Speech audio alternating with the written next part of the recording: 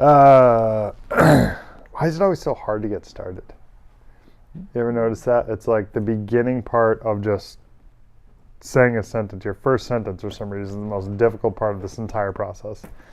And it seems like it should be the easiest part because you can start a conversation any other time in the world and it's not a big deal. But when you're trying to talk to just the camera with no one around, it's the hardest thing.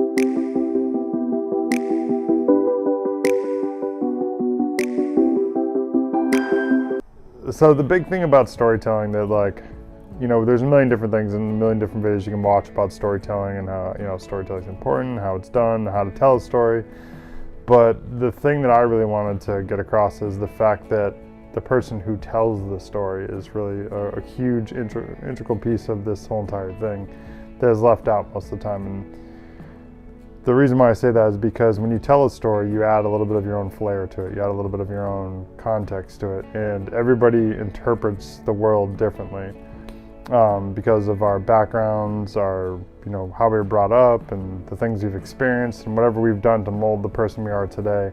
All of that kind of culminates in your story. Even though it might be just the simplest of stories, you're going to accent certain words differently. You're going to, you know, heighten certain emotions in certain areas. You're going to describe things a little bit with different colorful language just based on how you became you.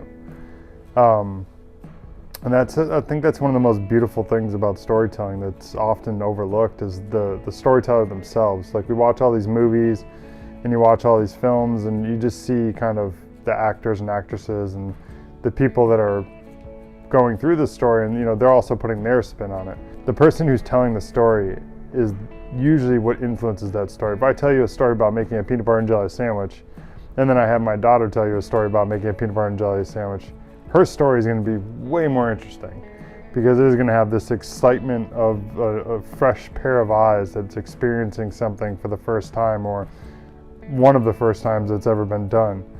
With an older person, you tell a story about making a peanut butter and jelly sandwich, it's going to be the most mundane, boring thing ever because they've done it a billion times, and to them there's no excitement and there's nothing new about it.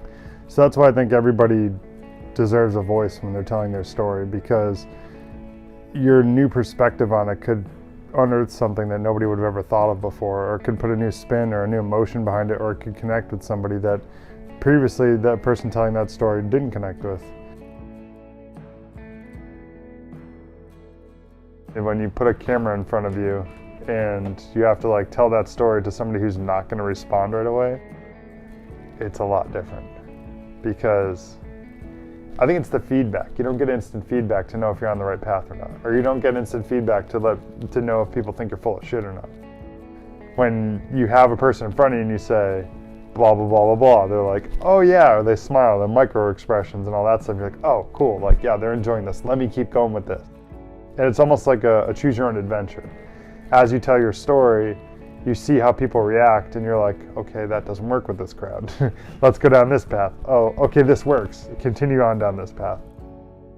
When there's a camera in front of you and that story you're telling is meant to be watched later and to be consumed later by people, all different types of people all over the world, it's a different ballgame, because then it just has to be just your thoughts, not your thoughts mixed with their reactions. It has to be your thoughts, your feelings, your emotions, just raw. And it's like editing a raw photo. Sometimes that raw photo looks beautiful, sometimes you need to polish it up. But I think the repetition is really what's going to add that polish to those thoughts to make it like, okay, play this, you get your responses, okay, this is what was liked, this was disliked, continue on with it. I want to be the person that has somebody come to me one day and says, because of you, I didn't quit. Like, because of you, I strived through it and I succeeded. And if it wasn't for hearing you and hearing your ideas and hearing your thoughts and hearing your passion, I might have given up on mine. That's the thing I want. Like, I don't give a fuck about money. Like, I don't give a fuck about fame. I don't care about any of that stuff. Like, I literally just want to know that I had the ability to impact one person's life, to make one person feel like they're not alone, and make one person feel like what they're doing, no matter how crazy it might seem, it could work. Because this is ridiculous for me to think that I could be a filmmaker. But I don't care because I love it. So like, I'm gonna try it until I no longer have the ability to try it anymore. But if I can do that for one other person and make them take their boring 9-to-5 job that makes them miserable and makes them hate their life and makes it hard for them to come home happy to their family, and I can get them to take that chance to do the thing they love, and it ends up panning out, and it brings them happiness, and it changes the way that they can interact with their family and spend time with them and makes their life genuinely better, that's all I want. That's the paycheck I want every day. And I know a lot of people say that, and then realistically, they're like, money's nice though. Like, yeah, granted, I want to be able to pay my bills still. But if I can make enough money to just pay my bills and then inspire other people, that's good. Like, I don't need a Rolls Royce. I don't need fancy shit. Like, I'd be happy with the things I have today, the family I have today. But knowing that my kids can look at me as a guy that is changing the world for the better, not just making dumb apps that allow people to post, selfies. Like, not saying we don't need that stuff, not saying that those things aren't built for inspiration, but like knowing that I'm creating things that genuinely make people inspired. I mean, the fact that we made a video the other day that my 6-year-old watched and brought her to tears, like, that's an amazing moment for me. Not because she was sad, but because she thought it was so beautiful and she was a part of it and she got to see herself in it, that it was that meaningful. And that's why I think I enjoy making content, even for people who can't even afford it, and we do stuff pro bono. It's because the money, like, obviously it's good to keep the lights on, but the story is what matters. The emotion is what matters. And like, film and photos are one of those weird, unique freaking mediums that allows you to capture emotion. Music as well. And I'm sure there's other ones too that I'm missing, but like, those are the ones I can think of right in my mind that allow you to like capture emotion. And there's not many other things in the world that you can capture emotion with. I mean, you can, but it has to be interpreted and it's hard. Like, you can create beautiful woodworking and certain people might be able to see that emotion, but film, music, and photos, man, like, you can just look at them and see, and it can play to people differently, but a lot of times you can just see it and know, wow, that's powerful, because that's what they're thinking. The only way to get better, which is the best and the worst part of all this, the only way to get better at this is to do it more. And it's to be okay with failing. It's to be okay with sucking. And I'm grateful to have a business partner like I do, Project Okami, at Project Okami, wherever you find your social media. But because we both push each other to be better versions of ourselves.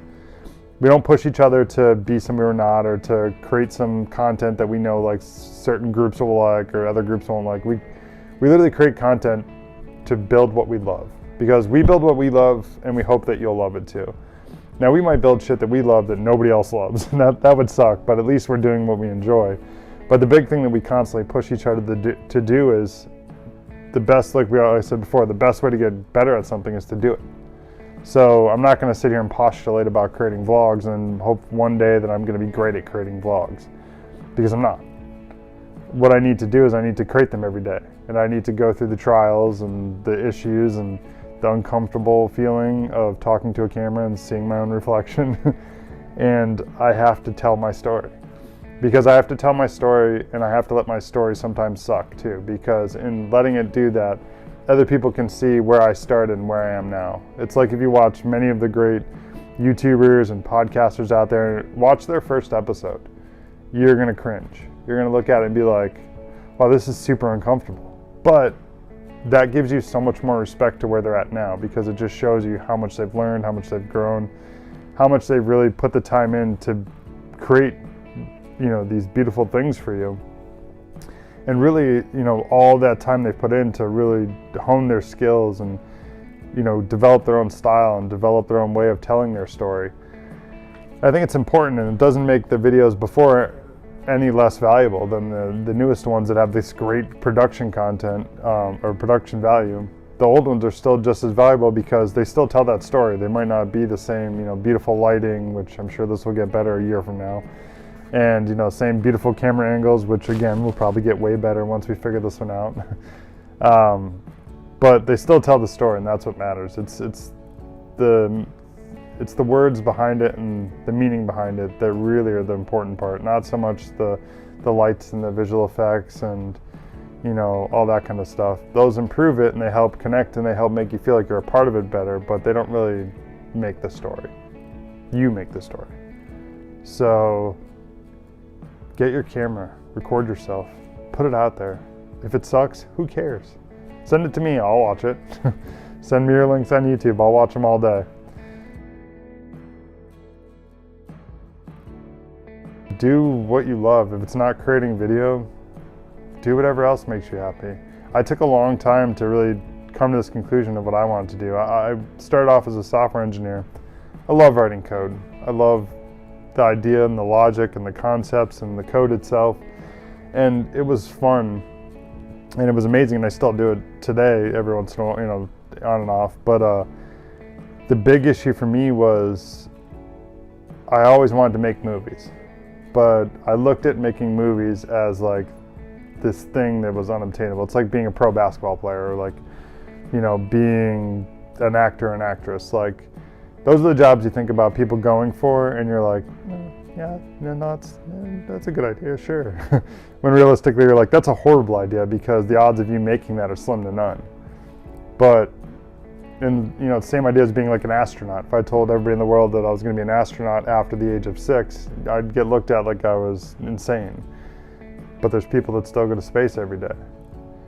So after a while, I just kind of thought that if I want to make movies, why don't I? And if I fail, I failed, but at least I could say I tried. As opposed to always looking at it as this dream that, a 6-year-old kid had that thought one day, maybe. But then once the world kind of like fed its values and its understanding of how things work into your brain, it almost like it crushes your ability to dream. And I think that's a big thing that we all have to get back to, is that ability to dream again, and the ability to really take the things that seem unobtainable and seem unrealistic and give them a try. Because you could still work your normal 9 to 5 if you're into making movies. Work your 9 to 5. When you come home, don't let it take away from your family. Film a video with your family. Film a movie with your kids. If you don't have kids, you don't have a family, it's just you, put a camera in front of you, tell your story, record yourself 1,000 times until you feel comfortable with it, and then release it. And if you don't ever feel comfortable with it, then just release one of the other videos just to get it out there and get you started. But the hardest part is getting started, and as you'll see in this vlog, the first sentence was impossible almost, but I'm this far along now and still not sure if it sounds great, but at least I'm farther along than I was when I started. So do what you love. I think my message for my farewell for this, I know it's kind of an abrupt stop, but my message to you would be, do what you love and do it today. I don't care if it seems like an unrealistic pipe dream. Try it out. And when somebody comes to you with their unrealistic pipe dream, encourage them. Encourage them to try it. Encourage them to take a moment to at least look into it, and then just take a second to even just to sit there and visualize themselves as that person doing that thing. And if it's something that they really, really, really feel it and they have this emotion behind it when they have that, like, take a 10-minute meditation and meditate on you being that person. Imagine to yourself being the person that you think you could never be, and see where that brings you. And if you walk out of that meditation being like, that felt great. It felt amazing to be this person who I thought was highly unobtainable. That was my 6-year-old dream that I never thought could be possible. Being that person feels as good as it does, as making movies does to me. Then you know what your goal in life is now. And if you don't even know what your passion is, you don't know what makes you excited, try things. Go get a camera, take some pictures. Get a camera, record some video. Go paint. Go do whatever it doesn't mean you have to be great at it to love it. It doesn't mean it has to be your full-time job to enjoy it. So go out, create something beautiful.